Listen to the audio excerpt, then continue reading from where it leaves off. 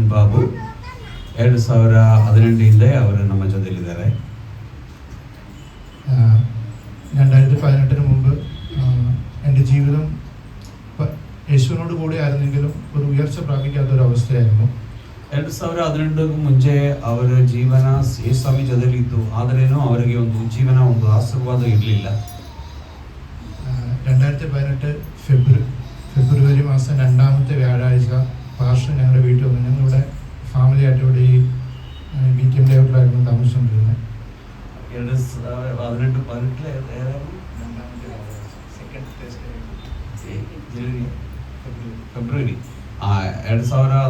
February 2ನೇ ವಾರ ಗುರುವಾರ ದಿನ ಪಾಸ್ಟ್ರು ನಾನು ಅವರ ಮನೆಗೆ ಹೋಗಿ ಪ್ರಾರ್ಥನೆ ಮಾಡೋಕ್ಕಾಗಿ ಹೋಗಿದ್ದೀನಿ. അന്ന് പാസ്റ്റർ പറഞ്ഞ വാക്യം ഇതാണ്, യെശയ്യാ പ്രവചനം 54 അധ്യായം. അതിൽ എല്ലാ വാക്കും എനിക്ക് ഓർമ്മയില്ല, പക്ഷേ 1-2 വാക്കുകൾ എനിക്ക് ഓർമ്മയുണ്ട്. ഭയപ്പെടേണ്ട, നീ ലജ്ജിച്ചു പോകുകയില്ല. ഭ്രമിച്ചു നോക്കേണ്ട, നീ നാണിച്ചു പോകുകയില്ല. നിന്റെ യൗവനത്തിൽ നിന്ന് നീ അനുഭവിക്കുകയില്ല എന്ന വാക്യമുണ്ട്. ആ വാക്യം അന്ന് പാസ്റ്റർ പറഞ്ഞു. ഞാൻ അത്ര അങ്ങ് വിശ്വാസമൊന്നുമല്ലായിരുന്നു, പക്ഷെ എൻ്റെ ഭാര്യ ഞങ്ങളന്ന് പ്രാർത്ഥിച്ചു, ഞാനതങ്ങ് വിശ്വസിച്ചു. പക്ഷെ അന്ന് ആ വാക്ക് വിശ്വസിച്ച് അന്ന് മുതൽ ഇന്ന് വരെ എന്നെ നിന്ദിച്ചവരോട് ഞാൻ ചെല്ലാൻ വേണ്ടി കാത്തിരിക്കുന്ന ഒരവസ്ഥ വരെ ദൈവം എനിക്ക് ഉണ്ടാക്കി തന്നു. ಆವತ್ತು ದೇವರಾತ್ಮನ ಹೇಳಿದು ಯೆಶಯ್ಯ ಪ್ರವಾದಿ ಪುಸ್ತಕ 54ನೇ ಅಧ್ಯಾಯದಲ್ಲಿ ಹೇಳಿದೆ, ನೀನು ತುಂಬ ಎಲ್ಲರ ಮುಂದೆ, அது தமிழில் சொல்கிறேன், ஏன்னா அந்த கன்னட வேர்ட்ஸ் எனக்கு கிடைக்கல. நிந்திக்கப்பட நான் உன்னை விட மாட்டோம். ஆமென். நிந்திக்கிறவர்கள் முன்னாடி, பரிகாசப்பட்டவர்களுக்கு முன்னாடி நான் உன்னை நிற்க வைப்பேன். அந்த ವಸನ ಇವರು ಅಷ್ಟು ವಿಶ್ವಾಸ ಇಲ್ಲ, ಬಟ್ ಆದ್ರೇನು ಅದು ನಂಬಿದ್ದಾರೆ. 2ನೇದು ಅವ್ರ ಹೆಂಡತಿ ಇವರು ಪ್ರಾರ್ಥನೆ ಮಾಡಿ, ನಾನು ಪ್ರಾರ್ಥನೆ ಮಾಡಿ ಬಂದಿದ್ದೀವಿ. ಬಟ್ ಇವತ್ತು ಯಾರು ಆ ಥರ ಅವರಿಗೆ ಹೇಳಿ ಮಾಡಿದೋ, ಪರಿಹಾಸ ಮಾಡಿದೋ ಅವರ ಮುಂದೆ ಈಗ ಇಬ್ಬರು ಹೋಗ್ಬೇಕು, ಅವ್ರ ಕಾರ್ಯಗಳು ಆಗೋ ಥರ ದೇವರು ಮಾಡಿದ್ದಾರೆ. ಆ ದೇವರಿಗೆ ಆ ವಾಕ್ಯದ ಮೂಲವಾಗಿ ದೇವರು ಉಳಿಸಿದ್ದಾರೆ. പാസ്റ്റർ അന്ന് പ്രാർത്ഥന എല്ലാം കഴിഞ്ഞ് വീട്ടിൽ നിന്ന് ഇറങ്ങിയപ്പോൾ പറഞ്ഞു, അടുത്ത ഞായറാഴ്ച നിങ്ങളുടെ ജീവിതത്തിൽ ഒരു അത്ഭുതത്തിന് ഒരു അടയാളം ഉണ്ടാകുമെന്ന് പറഞ്ഞു. ಆವತ್ತು ಪಾಸ್ಟರ್ ಪ್ರಾರ್ಥನೆ ಮಾಡಿ ಮನೆ ಬಿಡುವಾಗ ಇനി ಒಂದು ಕಾರ್ಯ ಹೇಳಿದರು, ನೆಕ್ಸ್ಟ್ ಭಾನುವಾರ ನೀವು ಸಂಡೇ ಸರ್ವಿಸ್ ಬರೋ ಒಳಗಡೆ ನಿಮ್ಮ ಜೀವನದಲ್ಲಿ ದೇವರೊಂದು ಅದ್ಭುತ ಕಾರ್ಯ ಮಾಡ್ತಾರೆ. അതിനു മുമ്പ് ഞങ്ങളുടെ ലൈഫിൽ അങ്ങനെ ഒരു പ്ലാനേ ഇല്ലായിരുന്നു. വെള്ളിയാഴ്ച ഞാൻ ജോലിയിലിരിക്കുമ്പോൾ എൻ്റെ ഒരു കൂട്ടുകാരൻ വിളിച്ചിട്ട് പറഞ്ഞു, എൻ്റെ സൗദിക്ക് ഒരു ഇൻ്റർവ്യൂ ഉണ്ട്, നിൻ്റെ വൈഫ് അറ്റൻഡ് ചെയ്യുന്നുണ്ടെങ്കിൽ ഞായറാഴ്ചയാണ് ഇൻ്റർവ്യൂ വരാൻ പറഞ്ഞു. ಆವತ್ತು ಶುಕ್ರವಾರ ದಿನ ಬ್ರದರ್ ಫ್ರೆಂಡ್ ಫೋನ್ ಮಾಡಿ ಹೇಳಿದ್ರು, ಅವ್ರಿಗೆ ಆ ಥರ ಫಾರಿನ್ಗೆ ಹೋಗೋದಕ್ಕೆ ಅಷ್ಟು ಪ್ಲಾನ್ ಇರಲಿಲ್ಲ. ಬಟ್ ಆವತ್ತು ಹೇಳಿದ್ರು, ಈ ಥರ ದುಬೈಲಿ ಒಂದು ಚಾನ್ಸಸ್ ಇದೆಯೇ, ನಿಮ್ಮ ವೈಫ್ ಹೋಗೋ ಥರ ಇದ್ರೆ ಹೇಳಿ, ಸಂಡೇ ಇಂಟರ್ವ್ಯೂ ನಡೆಯುತ್ತೆ. ഇൻ്റർവ്യൂ അറ്റൻഡ് ചെയ്യാൻ ചെന്ന് ആദ്യം ചെന്നപ്പോൾ തന്നെ പറഞ്ഞു, സൗദി ലൈസൻസ് ഇല്ലാത്തവരാരും ഇരിക്കണ്ട എന്ന് പറഞ്ഞു. പക്ഷെ എൻ്റെ വൈഫ് എന്നോട് പറഞ്ഞു, എന്താണേലും നമുക്കിരിക്കാം, നോക്കാം, എന്താണ് അവസാനം വരുന്നത് നമുക്കറിയാമല്ലോ എന്ന് പറഞ്ഞ് ഞങ്ങൾ അവിടെ ഇരുന്നു. അപ്പോൾ ಅಲ್ಲಿ ಸೌದಿಯಲ್ಲಿ ಬಂದು ಲೈಸೆನ್ಸ್ ಇರಬೇಕು, ಅಲ್ಲಿ ನಾವು ವಾಸ ಮಾಡಬೇಕಾದ್ರೆ. ಬಟ್ ನಮಗದಿಲ್ಲ, ಮತ್ತೆ ಏನು ಮಾಡೋದು ಅಂತ ಬಿಟ್ಬಿಟ್ಟಿದ್ರು ಇವರು. ಬಟ್ ಅವ್ರ ವೈಫ್ ಹೇಳಿದರು, ಇಲ್ಲ ನಾವು ಟ್ರೈ ನೋಡೋಣ ಏನಾಗುತ್ತೆ ಅಂತ ಅವ್ರು ಹೇಳಿದರು. വൈഫ് ഇൻ്റർവ്യൂ ആളിൽ കയറി, അതുവരെ ആരെയും എടുത്തിട്ടില്ല, പ്രോമെട്രിക്സ് എക്സാം ലൈസൻസ് ഇല്ലാത്ത ആരെയും എടുത്തില്ല. വൈഫ് ഇൻ്റർവ്യൂ ആളിൽ കയറി കഴിഞ്ഞ് പുള്ളി പറഞ്ഞു, പ്രോമെട്രിക്സ് ഇല്ലാത്തത് കൊണ്ട് പറ്റില്ല എന്ന് പറഞ്ഞു. പക്ഷെ പുള്ളി CV തുറന്ന് നോക്കിയപ്പോഴത്തേക്കിന് എന്തോ ദൈവത്തിൻ്റെ ആത്മാവ് ഇടപെട്ടു. പുള്ളി പറഞ്ഞു, നീ നാളെ ഡേറ്റ ഫ്ലോ പ്രോമെട്രിക്സിനെല്ലാം ഓക്കെ ആവണം, നിന്നെ ഞാൻ സെലക്ട് ചെയ്യാമെന്ന് പറഞ്ഞു. ഫസ്റ്റ് അന്ന് ആ ഇൻ്റർവ്യൂവിന് പ്രോമെട്രിക്സ് ഇല്ലാത്ത രണ്ട് പേരെ സെലക്ട് ചെയ്തത്. അതിൽ ഒന്ന് എൻ്റെ വൈഫായിരുന്നു. ಆವತ್ತು ಅವರು ಪ್ರೊಸೀಜರ್ ಏನು ಕಂಪ್ಲೀಟ್ ಆಗಿಲ್ಲ. ಅದರಲ್ಲಿ ಒಂದು ಅಲ್ಲಿ ಹೋಗ್ಬೇಕಾದ್ರೆ ಸೌದಿಲಿ ಹೋಗೋದು ಎಕ್ಸಾಮ್ ಬರೀಬೇಕು, ಆ ರಿಸಲ್ಟ್ ಪಾಸ್ ಆಗಿರಬೇಕು. ಅದು ಇಲ್ಲಂದ್ರೆ ಇಬ್ಬರಿಗೆ ಸೆಲೆಕ್ಷನ್ ಕೊಟ್ಟಿದೆ, ಅದೊಬ್ಬರು ಬ್ರದರ್ ವೈಫ್ ವಿಜಿ ಸಿಸ್ಟರ್ಗೆ. അങ്ങനെ ആ വർഷം മെയ് 25 എൻ്റെ വൈഫ് 2019 മെയ് 25 വൈഫ് സൗദിയിൽ പോയി. 2019 മെയ് 25ಗೆ ವೈಫು ಸೌದಿಯಲ್ಲಿ ಜೋಬಕ್ಕಾಗಿ ಹೋಗಿದ್ದಾರೆ. പാസ്റ്റർ ഓൾറെഡി മാർച്ച് സെലക്ഷൻ ആയപ്പോൾ പാസ്റ്റർ പറഞ്ഞു, മെയ് മാസം അവസാനത്തെ ആഴ്ച മോള് പോകും എന്ന് പറഞ്ഞു. ಪಾಸ್ಟರ್ ಪ್ರಾರ್ಥನೆ ಮಾಡಿ ಹೇಳಿದ್ರೆ, ಮೇ ತಿಂಗಳು ಕೊನೆಯ ವಾರದಲ್ಲಿ ನೀವು ದುಬೈ ಸೌದಿಲಿ ಇರ್ತೀರಾ, ಅದರೊಳಗೆ ದೇವರ ಕಾರ್ಯಗಳು ಮಾಡ್ತಾರೆ. ദൈവം കൃത്യസമയത്ത് ഞങ്ങളെ അവിടെ എത്തിച്ചു. ಆ ಹೇಳಿದ ಮಾತು ಪ್ರಕಾರ ದೇವರು ಅದೇ ಸಮಯದಲ್ಲಿ ಅವರನ್ನೇ ಅಲ್ಲಿ ದುಬೈಲಿ ಸೌದಿಲಿ ಕರ್ಕೊಂಡು ಹೋದರು. 2019 20 കൊറോണ കാരണം നാടെല്ലാം ലോക്ക്ഡൗൺ ആയിപ്പോയി. ಕೊರೋನಾ ಬಂದು ಎಲ್ಲ ಲಾಕ್ಡೌನ್ ಆಯಿತು. ആ ലോക്ക്ഡൗൺ എൻ്റെ ജീവിതത്തിൽ എനിക്ക് അനുഗ്രഹമായിരുന്നു. ಆ ಕೊರೋನಾ ಟೈಮಲ್ಲಿ ಬ್ರದರ್ ಜೀವನದಲ್ಲಿ ಒಳ್ಳೆ ಆಶೀರ್ವಾದ. കാരണം ആ കൊറോണ വന്നപ്പോഴത്തേക്കിന് എൻ്റെ കയ്യിൽ അത്ര ഫണ്ടൊന്നുമില്ല സ്ഥലം മേടിക്കാൻ. ഞാൻ വീട് വെക്കണമെന്നൊരു ആഗ്രഹം വന്നു. എനിക്ക് ദൈവം ഒരു വീട് ഞാൻ സ്വപ്നത്തിൽ കണ്ടു. അപ്പോൾ ആ വീട് വെക്കണമെന്ന് എൻ്റെ ഒരു ആഗ്രഹമായിരുന്നു. ഞാൻ സ്ഥലം മേടിക്കണം. കൊറോണ സമയത്ത് സ്ഥലത്തിൻ്റെ വില തീരെ താഴെ, ഏകദേശം 4 ലക്ഷം 3 ലക്ഷം രൂപയ്ക്കുള്ള സ്ഥലം ഏകദേശം 2 ലക്ഷം രൂപ റേഞ്ചിലായി. അപ്പം ഞാൻ എൻ്റെ ബൈബിളിനകത്ത് എഴുതി വെച്ച് പ്രാർത്ഥിച്ചു, 1 ലക്ഷം രൂപയ്ക്ക് എനിക്ക് സ്ഥലം കിട്ടണം. ഞാൻ അങ്ങനെ പ്രാർത്ഥിച്ചു. ദൈവം എനിക്ക് 1,20,000 രൂപയ്ക്ക് 1 സെൻറ്റ് സ്ഥലം വെച്ച് ഞാൻ 8 സെൻറ്റ് സ്ഥലം മേടിച്ചു. ಅವರಿಗೆ ಸ್ವಂತ ಮನೆ ಇರಲಿಲ್ಲ, ವಾಡಗೆ ಮನೆಯಲ್ಲಿ ವಾಸ ಮಾಡಿ ಬಂದು ನಾನು ಆ ಮನೆಗೆ ಹೋಗಿ ಪ್ರಾರ್ಥನೆ ಮಾಡಿದುಂಟು, ಅಲ್ಲಿ ಸ್ಟೇ ಮಾಡಿದುಂಟು. ಆವತ್ತೇ ನಾನು ಹೇಳಿದ್ದು ನಿಮಗೆಲ್ಲ ದೇವರು ಕೊಡ್ತಾರೆ. ಬಟ್ ಆವತ್ತು ಆ ಕೊರೋನಾ ಟೈಮಲ್ಲಿ ನಮಗೆ ಗೊತ್ತು ಕೈ ಕಾಸಿಲ್ಲ, ವರಮಾನ ಇಲ್ಲ, ಕೆಲಸ ಇಲ್ಲ. ಬಟ್ ಅವರು ಎಲ್ಲರೂ ಕೇಳಬೇಕು. ಅವರು ಬೈಬಲಲ್ಲಿ ಅವರಷ್ಟು ವಿಶ್ವಾಸ ಇಲ್ಲದ ಫಸ್ಟೇ ಅವ್ರು ಹೇಳಿದ್ರು. ಬಟ್ ಅವರು ಬೈಬಲ್ ಅವ್ರು ಬರೆದಿಟ್ಟಿದ್ದಾರೆ, ನನ್ನ ಕೈಲಿ 1 ಲಕ್ಷ ಇದೆಯಾ, ಆ 1 ಲಕ್ಷ ಒಳಗಡೆ ನನಗೆ ಒಂದು ಜಾಗ ಸೈಟ್ ಸಿಗಬೇಕು, ನಾನೊಂದು ಮನೆ ಕಟ್ಟಬೇಕು. ಅದಕ್ಕೆ ಅವರು ಪ್ರಾರ್ಥನೆ ಮಾಡಿದರು. സ്ഥലം മേടിച്ചു. ഞാൻ HDFC ലോണിന് പോയി. എൻ്റെ സിബിലിനകത്ത് കുറേ ഇഷ്യൂ ഉണ്ട്, അതുകൊണ്ട് ലോൺ റിജക്റ്റ് ആയി. സുന്ദര ഫിനാൻസിൽ ഞാൻ 11 ലക്ഷം ലോൺ എടുത്ത് വീടിൻ്റെ പണി സ്റ്റാർട്ട് ചെയ്തു. വീടിൻ്റെ പണി സ്റ്റാർട്ട് ചെയ്യുന്നതെന്ന് അഡ്വാൻസ് കൊടുക്കുന്നെന്ന് എൻ്റെ 5,000 റുപ്പീസ് മാത്രമേ ഉണ്ടായിരുന്നുള്ളൂ. ഞാൻ അതുകൊണ്ടാണ് ഈ പാസ്റ്റർ അന്നേരം രാവിലെ ഒരു വോയിസ് മെസ്സേജ് പ്രാർത്ഥിച്ച് എല്ലാ ദിവസവും ഇടുമായിരുന്നു. ഇപ്പോൾ പാസ്റ്റർ അത് ഇടാറില്ല. അന്നും പാസ്റ്റർ പ്രാർത്ഥിച്ച വചനം എങ്ങനെയാണ്, അവൻ ആദ്യത്ത് നട്ടിരിക്കുന്നതും തക്കകാലത്ത് ഫലം കായ്ക്കുന്നതും ഇല വാടാത്തതുമായ വൃക്ഷം പോലെ ഇരിക്കും, അവൻ ചെയ്യുന്നതൊക്കെയും സാധിക്കും. ಆವತ್ತು ಅವರು ಜಾಗ ತಗೊಂಡಿದ್ದಾರೆ. ಈಗ ಮನೆ ಕಟ್ಟೋಕೆ ಸ್ಟಾರ್ಟ್ ಮಾಡಿದ್ರು. HDFCಯಲ್ಲಿ ಲೋನ್ಗೆ ಹೋಗುವಾಗ ಅವರು ಏನದು ಕ್ರೆಡಿಟ್ ಸ್ಕೋರು ಸಿಬಿಲ್ ಸ್ಕೋರು ಇಲ್ಲ, ಅದರಿಂದ ಕ್ಯಾನ್ಸಲ್ ಆಯಿತು. ಇനി ಒಂದು ಬ್ಯಾಂಕಲ್ಲಿ ಅವ್ರಿಗೆ ಸಿಕ್ತು. ಅವರು ಅಡ್ವಾನ್ಸ್ ಕೊಟ್ಟು ಕೆಲಸ ಸ್ಟಾರ್ಟ್ ಮಾಡೋ. ನಿಮಗೆಲ್ಲ ಗೊತ್ತು, ನಾನು ಡೈಲಿ ಒಂದು ನಿಮಿಷ ಒಂದು ಮೆಸೇಜ್ ಹಾಕೋದು. ಈಗ ಸ್ವಲ್ಪ ಬೇಗದಲ್ಲಿ ಅದು ವೇಗದಲ್ಲಿ ಸ್ಟಾರ್ಟ್ ചെയ്യാം. ಆವತ್ತು ದೇವರು ಹೇಳಿದ್ದು ಕೀರ್ತನೆಗಳು 1ನೇ ಕೀರ್ತನೆ 3ನೇ ವಾಕ್ಯ. ಆ ವಾಕ್ಯ ಅವರು ಹೇಳಿದಲ್ಲ, ನಾವು ಮಾಡೋದೆಲ್ಲ ಸಾಧ್ಯವಾಗುತ್ತೆ ಅಂತ ಆ ವಾಕ್ಯ. ഞാനിപ്പോൾ അഡ്വാൻസ് കൊടുക്കുന്നതിന് മുമ്പ് പാസ്റ്റർ വിളിച്ചു. പാസ്റ്റർ അത് തന്നെ പറഞ്ഞ് പ്രാർത്ഥിച്ചു. ಪಾಸ್ಟರ್ನೇ ಕರೆದ್ರು. ಅಡ್ವಾನ್ಸ್ ಕೊಡೋಕೆ ಮುಂಚೆ ನಾನು ಪ್ರಾರ್ಥನೆ ಮಾಡುವಾಗ ಆ ವಾಕ್ಯನೇ ಹೇಳ್ಬಿಟ್ಟು ಕೊಡಿ, ದೇವೆಲ್ಲ ಅದ್ಭುತ ಕಾರ್ಯ ಮಾಡ್ತಾರೆ ಅಂತ ಹೇಳಿದ್ರು. ഞാൻ അത് കഴിഞ്ഞ് വീട് പണി തുടങ്ങി. ഒരു 11 ലക്ഷം 1ാം നിലയുടെ ഫൗണ്ടേഷൻ ഇത് സ്ട്രക്ചർ കഴിഞ്ഞപ്പോഴത്തേന് എൻ്റെ ഫണ്ടെല്ലാം തീർന്നു പോയി. ಮನೆ ಕೆಟ್ಟದಕ್ಕೆ ಸ್ಟಾರ್ಟ್ ಮಾಡಿ ಅದನ್ನ ಒಂದು ಲೆವೆಲ್ಗೆ ಬರೋದ್ರೊಳಗೆ 11 ಲಕ್ಷം ಖಾಲಿ ಅದು ಒಂದು ಫಸ್ಟ್ ಫ್ಲೋರ್ದು. ഞാനിപ്പോൾ ഇങ്ങനെ ചർച്ചിൽ പോയി. ഞാൻ കോട്ടയത്തെ ചർച്ച ചെന്നപ്പോഴത്തേന് ഇങ്ങനെ അന്ന് പറഞ്ഞു, ഒരാൾ കല്യാണം വിളിച്ചാൽ നമ്മൾ അവരോട് ഫുഡ് എനിക്ക് കരുതിയിട്ടുണ്ടോ ചോദിക്കാറില്ല, അവർ കരുതിയിട്ടാണ് നമ്മളെ വിളിക്കുന്നതെന്ന് പറഞ്ഞു. ಇനി ಅವರು ಹೋಗೋದು ಚರ್ಚ್ ಕೋಟೆಮಲ್ಲಿ, ಅವ್ರ ಊರಲ್ಲಿ ಚರ್ಚಲ್ಲಿ ಹೋಗಿ ತುಂಬ ನೋವಿಂದ ಪ್ರಾರ್ಥನೆಯಲ್ಲಿ ಇರುವಾಗ ಪ್ರಸಂಗ ಮಾಡಿದ್ರು. ಮದುವೆಗೆ ಹೋಗುವಾಗ ಅವರು ಸಿಕ್ಕಿದೆ ಅಂತ ಹೇಳಿ ಹೋಗೋದು. ಬಟ್ ಎಲ್ಲ ನಮಗೆ ಬೇಕಾಗಿರೋದೆಲ್ಲ ಅಲ್ಲಿ ಸಿದ್ಧವಾಗಿರುತ್ತೆ. ഞാൻ പ്രാർത്ഥിച്ചു. നെക്സ്റ്റ് ഡേ ഞാൻ HDFCയിൽ ലോണിന് വീണ്ടും അപ്ലൈ ചെയ്തു. ദൈവം എനിക്ക് ലോൺ സാങ്ഷൻ ആക്കി തന്നു. ಮತ್ತೆ ಹೋಗಿ ಕ್ಯಾನ್ಸಲ್ ಆಗಿ ಅದೇ ಬ್ಯಾಂಕಿൽ ಹೋಗಿ ಅವರು ಲೋನ್ಗೆ ಅಪ್ಲೈ ಮಾಡಿದೆ.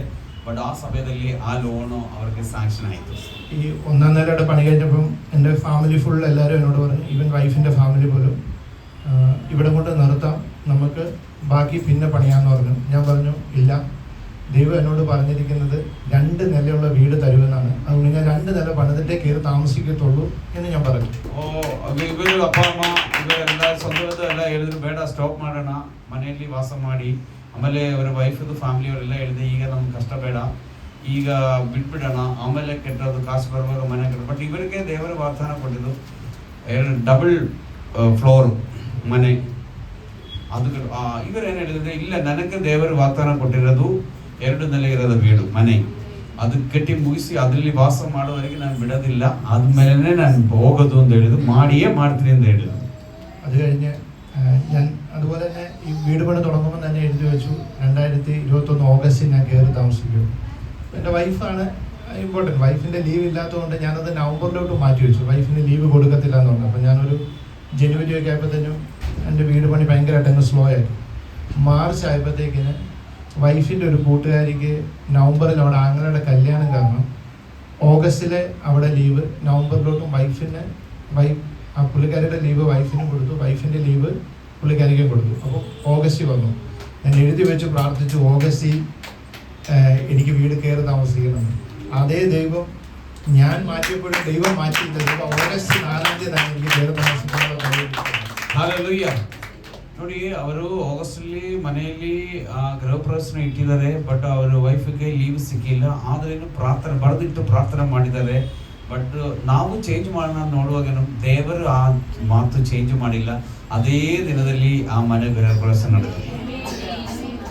അത് കഴിഞ്ഞ് ദൈവം ഓരോ ടൈമിങ്ങിലും ഒരു കാറാണെങ്കിൽ പോലും പലരോടും കാറ് തരാവോ ചോദിക്കുമ്പോഴൊക്കെ എന്താ പറയുന്നത്, നോക്കട്ടെ അല്ല ഇല്ല എന്ന ഓരോ ഈവൻ വണ്ടി വീട്ടിൽ കിടന്നാൽ പോലും തരത്തില്ലാത്ത ഒരു അവസ്ഥ ഉണ്ടായിരുന്നു. ಅದಾದ್ಮೇಲೆ ಇವ್ರಿಗೆ ಎಲ್ಲಿಯಾಗಲೂ ಹೋಗ್ಬೇಕಾದ್ರೆ ಕಾರ್ ಇಲ್ಲ, ಬಟ್ ಯಾರ ಫ್ರೆಂಡ್ ಹತ್ರ ಇಲ್ಲ ರಿಲೇಟಿವ್ ಯಾರ ಹತ್ರ ಆಗಲಿ ಕಾರ್ ಕೇಳಿದ್ರೆ ಸುಮ್ಮನೆ ಮನೇಲಿ ಇದ್ರೇನು ಅವ್ರು ಕೊಡೋಕೆ ಅವ್ರಿಗೆ ಮನಸ್ಸು ಬರೋದಿಲ್ಲ. ಅದೊಂದು ನೋವು ನಮ್ಗೆ ಗೊತ್ತು, അಷ್ಟು കഷ്ട അനുഭവിച്ചതേ. ഞാനൊരു ദിവസം ദൈവത്തോട് ഇങ്ങനെ ഒരു ആഗ്രഹം പറഞ്ഞു. എനിക്കൊരു കാറുണ്ടായിരുന്നു. 2019 തൊട്ട് 2024 വരെ ഞാൻ 4 കാറ് മേടിച്ചു. പഴയതല്ല, എല്ലാം പുതിയ കാർ. 2019-24 വരെക്കും ಒಂದೊಂದು ವರ್ಷ ಒಂದೊಂದು ಹೊಸ ಕಾರು, ಹಳೇದಲ್ಲ, ಸೆಕೆಂಡ್ ಹ್ಯಾಂಡ್ ಎಲ್ಲ, ಹೊಸ ಕಾರುಗಳು ಚೇಂಜ್ ಮಾಡಿ ತಗೊಂಡಿದ್ದಾರೆ. ദൈവം അന്ന് ആ വാഗ്ദത്തം എന്നോട് പറഞ്ഞു. അന്ന് തൊട്ട് ഇന്ന് വരെ ദൈവം എൻ്റെ ജീവിതത്തിൽ ഞാൻ ലജ്ജിച്ചു പോകാൻ മാത്രം ദൈവം എനിക്ക് ഇടവരുത്തിയിട്ടുണ്ട്. ഇതുവരെയ്ക്കും ആ വാഗ്ദാന 54 ಅಧ್ಯಾಯದಿಂದ ಹೇಳಿದ ಆ ಮಾತು ಇದುವರೆಗೂ ದೇವರು ಬಿಟ್ಟಿಲ್ಲ. ಇದುವರೆಗೂ ಯಾರು ಮುಂದೆನೂ ಹೋಗಿ ಕೈ ನೀಲಕ್ಕೆ ದೇವರು ಚಾನ್ಸ್ ಕೊಟ್ಟಿಲ್ಲ. ഈ കഴിഞ്ഞ ഒരു 1.5 വർഷം മുമ്പ് വൈഫ് ജോലിയൊക്കെ നിർത്തി വന്നു. അപ്പം ഫാമിലിയായിട്ട് സൗദി സെറ്റിലാകാം എന്നൊരു തീരുമാനത്തിലെത്തി. ഞാൻ ഓൾറെഡി ഒരു നേഴ്സാണ്. അപ്പോൾ സൗദിയിൽ എക്സാം എഴുതാൻ വേണ്ടി പോയി. അപ്പം നമ്മളിപ്പം പരാജയപ്പെടത്തില്ലെന്നാണ്. എനിക്ക് അത്ര ഒരു 2019 ഞാൻ ഫീൽഡ് വിട്ടതാണ്. അത് കഴിഞ്ഞപ്പോഴത്തേക്കിന് വൈഫ് എന്നോട് പറഞ്ഞു, അച്ഛാ എന്തായാലും എഴുത്, തോറ്റാൽ നമുക്ക് ഒന്നുകൂടെ ട്രൈ ചെയ്യാൻ പറഞ്ഞു. പക്ഷേ പഠിച്ചിരിക്കുന്ന ഒരാൾക്കാരെക്കാളും കൂടുതൽ 800-ൽ 688 മാർക്ക് മേടിച്ചാൽ ഞാൻ ജയിച്ചത്. 1 ವರ್ಷ ಮುಂಚೆ ಸಿಸ್ಟರ್ ಮತ್ತೆ ಅಲ್ಲಿಂದ ರಿಟರ್ನ್ ಬಂದಿದೆಯೇ, ಮತ್ತೆ ಇವರು ತೀರ್ಮಾನ ಮಾಡಿದ್ರು ಸೌದಿಲೇ ಸೆಟ್ಲ್ ಆಗಬೇಕು ಫ್ಯಾಮಿಲಿ ಆಗಿ. ಹಂಗಂದ್ರೆ ಬ್ರದರ್ ಬಂದ್ಬಿಟ್ಟು BSc ನೇರ್ಸ್ ಅವರು, ಬಟ್ ಅವರು ಡಿಪಾರ್ಟ್ಮೆಂಟ್ ಚೇಂಜ್ ಆಗಿ ಕೆಲಸ ಮಾಡ್ತಾ ಇತ್ತು. ಅದೇ ಅಲ್ಲಿ ಹೋಗ್ಬೇಕಾದ್ರೆ ಒಂದು ಲೈಸೆನ್ಸ್ ತಗೊಳ್ಬೇಕು, ಆ ಲೈಸೆನ್ಸ್ ಒಂದು ಎಕ್ಸಾಮ್ ಇದೆ. ಅವಾಗ ಅವ್ರ ವೈಫ್ ಹೇಳಿದ್ರು, ನೀವು ಹೆಂಗಾಗ್ಲಿ ಬರೀ ಫೇಲ್ ಆಗಿದ್ರೆ ಮತ್ತೆ ಒಂದ್ಸಾರಿ ಬರೆದು ನಾವು ಇದು ಮಾಡೋಣ. ಬಟ್ ಆ ಬರೆಯುವಾಗ ಓದಿ ನಾನು ಚೆನ್ನಾಗಿ ಎಕ್ಸ್ಪೀರಿಯನ್ಸ್ ಇರೋವರೆಗಿಂತ ಹೆಚ್ಚಾಗಿ ಮಾರ್ಕ್ ತಗೊಂಡು ಅವರು ಫಸ್ಟ್ ಆಗಿ ಪಾಸ್ ಆಗಿದೆ. കഴിഞ്ഞ വിഷുവിനാണ്, അതായത് ഏപ്രിൽ 15-ാം തീയതി ഞാനിവിടെ പാസ്റ്റർക്ക് വന്നിട്ടുണ്ട്. അന്നാണ് പാസ്റ്ററിനോട് പറഞ്ഞ, മോനെ സാക്ഷ്യം പറയാൻ നീ ഇവിടെ വരണം, 3-ാം തീയതി ഇവിടെ വരണം എന്ന് പറഞ്ഞു. ഞാൻ സാധാരണ പാസ്റ്റർ പറഞ്ഞ് ഞാനത് കേൾക്കാറുണ്ട്. ഞാനിപ്പോൾ 3-ാം തീയതി തന്നെ വന്നു. ഇന്നലെ വരുമ്പോഴത്തേക്കിന് സാധാരണ 1000 രൂപ 1200 രൂപ ടിക്കറ്റ് ഇന്നലെ 2400 രൂപ വൺ സൈഡ് കൊടുത്തിട്ടാണ് ട്രാവൽ ചെയ്ത് ഇവിടം വരെ വന്നത്. ಅವರು ಈ 2018 ಕೇರಳದಿಂದ ನಮ್ಮ ಮಾತಿಗೆ ಅವರು ಮೀರೋದಿಲ್ಲ. ಇಲ್ಲಿ ಬರ್ಬೇಕಂದ್ರೆ ಅವ್ರು ಇಲ್ಲಿ ಬರ್ತಾರೆ. ಈಗ ಅವ್ರು ಹೋಗ್ಬೇಕು. ಈ ಲಾಸ್ಟ್ ತಿಂಗಳು 14ನೇ ತಾರೀಕು ಇಲ್ಲಿ ಇದ್ದು ನಾನು ಇಬ್ಬರು ಇಲ್ಲಿ ಕೂತ್ಕೊಂಡು ಪ್ರಾರ್ಥನೆ ಮಾಡಿ ಹೇಳಿದೆ, ನೆಕ್ಸ್ಟ್ ಹಿಂಗಾಗುತ್ತೆ. 3ನೇ ದೇಹಕ್ಕೆ ಗ್ಯಾರಂಟಿ ನೀವು ಇಲ್ಲಿ ಸಭೆಯಲ್ಲಿ ಬಂದು ಸಾಕ್ಷಿ ಹೇಳಲೇಬೇಕು. 5ರಿಂದ 8 ನೀವು ಹೋಗ್ತೀರಾ ಅಂತ ಹೇಳಿ ಎಲ್ಲ ಕಾರ್ಯಗಳು ಹೇಳಿದೆ. ಅದು ಅವ್ರು ಹೇಳ್ತಾರೆ.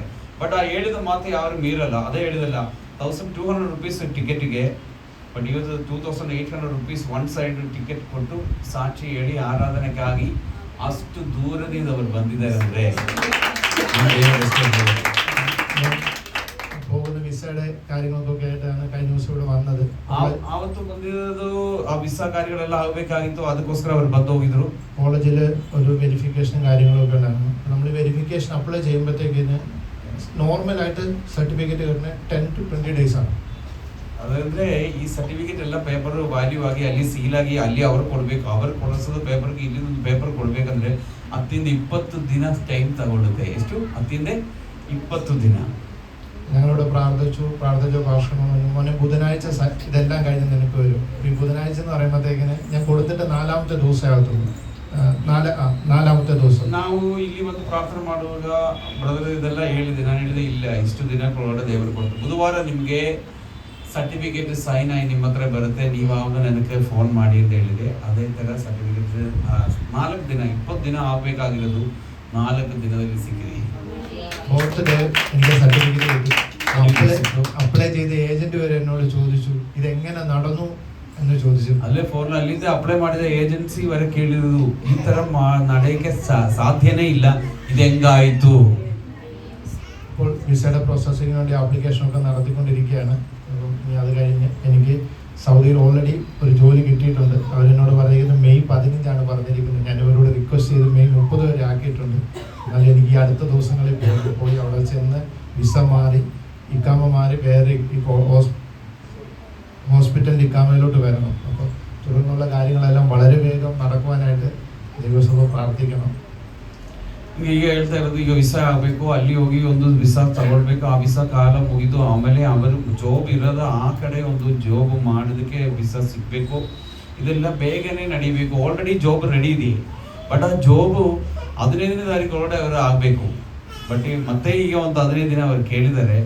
ಬಟ್ ಇದಕ್ಕೊಳಗಡೆ ಎಲ್ಲ ಕಾರ್ಯಗಳು ಆಗೋಕ್ಕಾಗಿ ನಾವು ಸಭೆಯಾಗಿ ಅವ್ರಿಗಾಗಿ ಪ್ರಾರ್ಥನೆ ಮಾಡಬೇಕು. ദൈവം ജീവിതത്തിൽ ചെയ്തിരുന്ന ഇതുവരെ നടത്തിയ എല്ലാ കാര്യങ്ങൾക്കും ദൈവത്തോട് നന്ദി പറയുന്നു. എനിക്ക് ഇതുപോലൊരു അവസരം തന്ന സഭയോട് നന്ദി. ಅದು ಮಾತ್ರ ಅಲ್ಲ, ಈ ಸಭೆಗೂ ದೇವರಿಗೂ ನಾನು ಹೇಳ್ತಾ ಇದ್ದೀನಿ, ಈ ತರ ಒಂದು ಚಾನ್ಸ್ ಕೊಟ್ಟೋದಕ್ಕೆ ನಾವೆಲ್ಲ ಕರೆಗಳ ನೀಟಿ ಮಗನಿಗಾಗಿ ಪ್ರಾರ್ಥನೆ ಮಾಡೋಣ. ದೇವರಾತ್ಮನ ಹೇಳಿದು 5ರಿಂದ 8 ಒಳಗಡೆ ಇವರು ಅಲ್ಲಿ ಇರಬೇಕು. ಬಟ್ ಆ ಪ್ರೋಸೆಸ್ ಇನ್ಕಂಪ್ಲೀಟ್ ಇದೆಯೇ? ಎಲ್ಲ ಕರೆಗಳು ಎಸ್, ಯೇಸುವಿನ ನಾಮದಲ್ಲಿ ಅಪ್ಪ അങ്ങയുടെ കരത്തോട് മാറാകണമേ. ആ വാഗ്ദാനം പൂർത്തീകരിക്കണമേ എന്ന് പ്രാർത്ഥിക്കുന്നു. സഭയായി ചേർന്ന് ഞങ്ങൾ പ്രാർത്ഥിക്കുന്നവരുണ്ടാകും. ആ തടസ്സങ്ങളെല്ലാം മാറി അത്ഭുതങ്ങൾ ചെയ്ത ദൈവം എനിക്ക് വേണ്ടി നിന്നു എന്ന് അനേക യൗവനക്കാർക്ക് സാക്ഷി പറയുവാൻ, അനേക രക്ഷയിലേക്ക് കൊണ്ടുവരാൻ ഈ കുഞ്ഞുങ്ങളുടെ മുഖാന്തരമായി തീരട്ടെ. ദൈവനാമത്തിനുമാരുടെ എല്ലാ തടസ്സങ്ങളും യേശുവിന്റെ നാമത്തിൽ വിട്ടുമാറട്ടെ. അത്ഭുതം ചെയ്തതിനായി സ്തോത്രം. യേശുവിന്റെ നാമത്തിൽ പിതാവേ, എല്ലാ അത്ഭുതമായിട്ട് കർത്താവ് ചെയ്യും. ആമേൻ. ഹല്ലേലൂയ.